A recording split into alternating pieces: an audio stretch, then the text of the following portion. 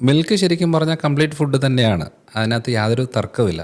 കാരണം almost nutrients, proteins, fat, എല്ലാ രീതിയിലുള്ള വൈറ്റമിൻസ്, മിനറൽസും അതിനകത്ത് ഉള്ളത് കൊണ്ടാണ് മിൽക്കൊരു നല്ല ഫുഡാണ് അല്ലെങ്കിൽ ഒരു കംപ്ലീറ്റ് ഫുഡാണെന്ന് പറയുന്നത്. പക്ഷേ ഒരു 60% ആൾക്കാർക്കും ഈ പാല് ദഹിക്കത്തില്ല.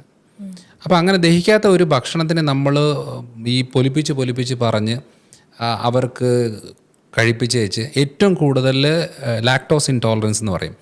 പാല് ദഹിക്കാത്തത്, ഗ്ലൂക്കോസ് എന്ന് പറയുന്നത്, ലാക്ടോസ് എന്ന് പറയുന്നൊരു ഗ്ലൂക്കോസാണ്. അത് പലരുടെയും ശരീരത്തിൽ ദഹിക്കത്തില്ല.